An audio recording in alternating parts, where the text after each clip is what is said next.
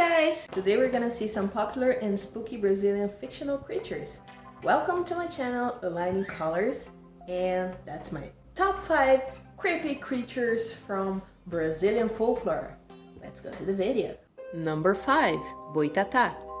The boitatá is a being from Brazilian folklore that is described as a fire snake.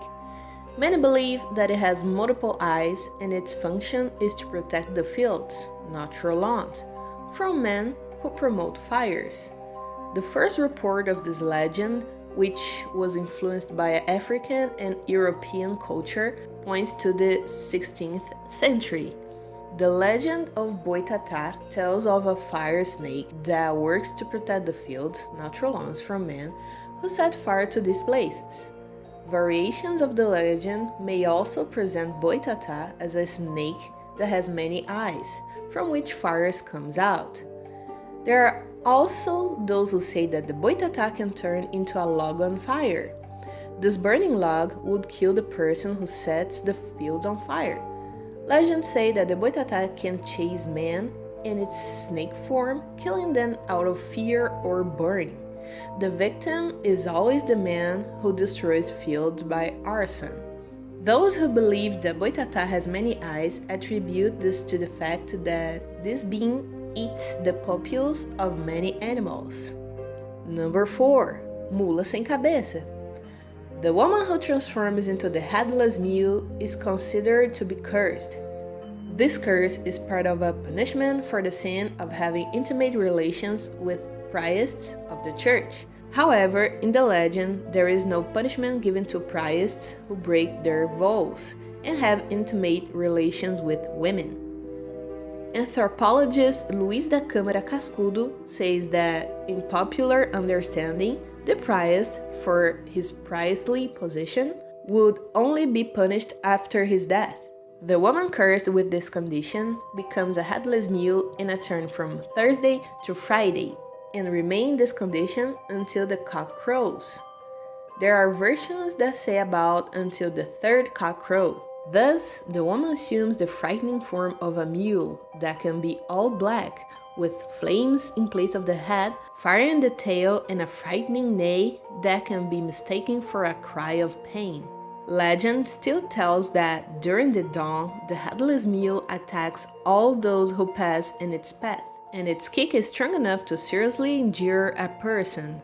There are versions that she attacks her victims until they are dead, while others claim that she roams 7 cities at dawn.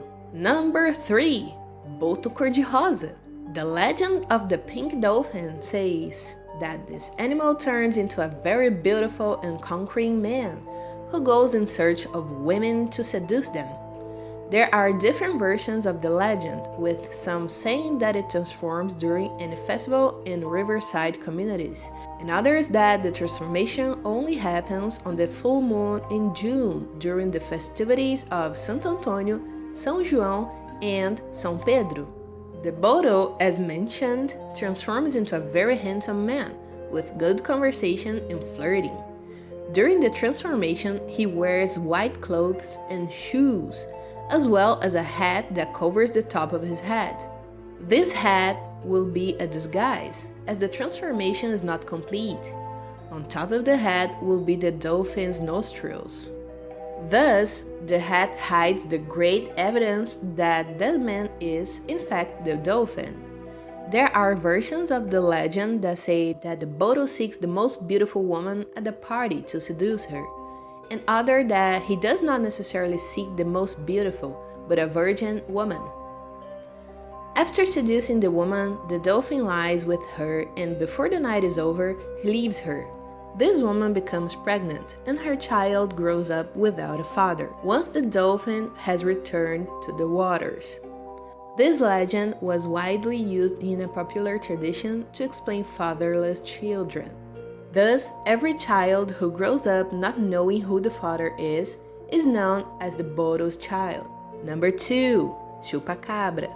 In the mid-1990s, a series of unexplained attacks on animals in rural areas alarmed people on the American continent. Brazil was one of the countries with the most reports of the case, and the matter took over the news for a few months.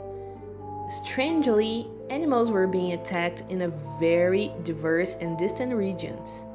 The deaths were all very similar and therefore were all attributed by popular culture to an alleged animal known as the chupacabra, even though its victims were not just goats.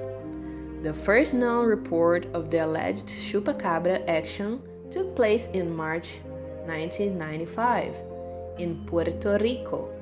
On this occasion, 8 goats were found dead by the farmer who owned the animals. Each goat had 3 punctures in the chest and were completely drained of blood. It was because of this first attack, which killed only goats, that the name chupacabra was formulated to identify that was responsible for the death of the animals. Attacks continued in Puerto Rico, but nothing was actually recorded or even accurately explained about the animals' deaths. To make the situation more confusing, very similar attacks on animals followed in the Dominican Republic, Honduras, El Salvador, Nicaragua, Panama, Mexico, Argentina, Bolivia, Chile, Colombia, Peru, in Brazil, and the United States.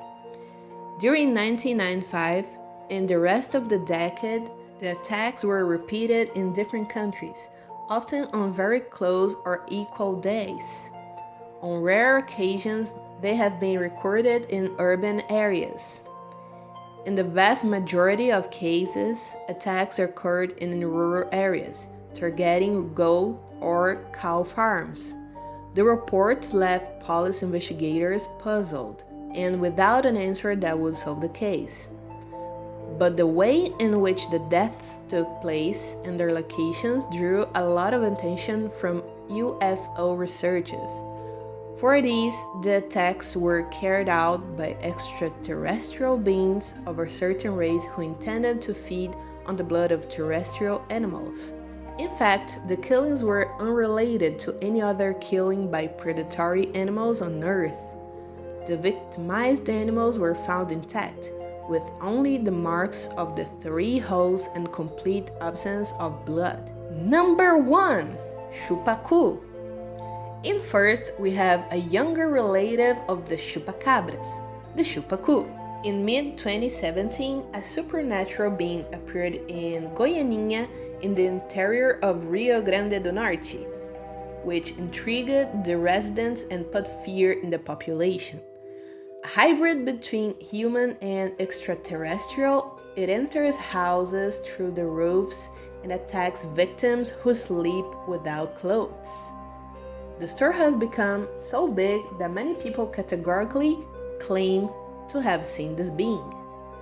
The unofficial information appeared at the very moment intrigued the population even more. A being that comes attacking farm animals and lately making victims in the streets.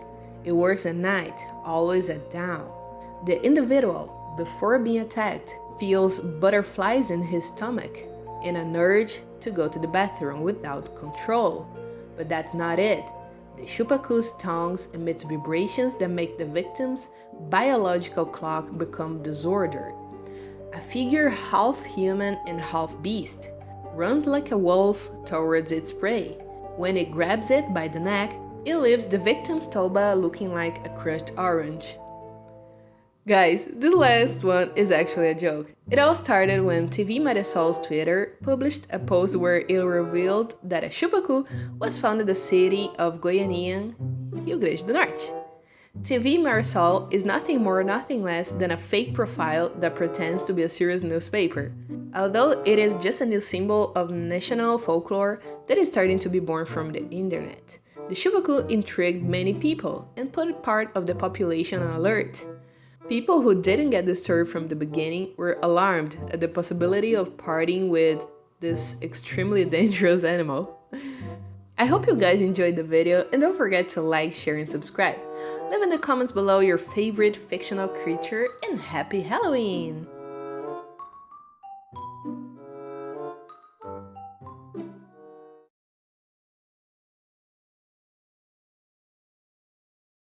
It leaves the victim's toba looking like a crushed orange. It leaves the victim's toba looking like a crushed orange. Calma.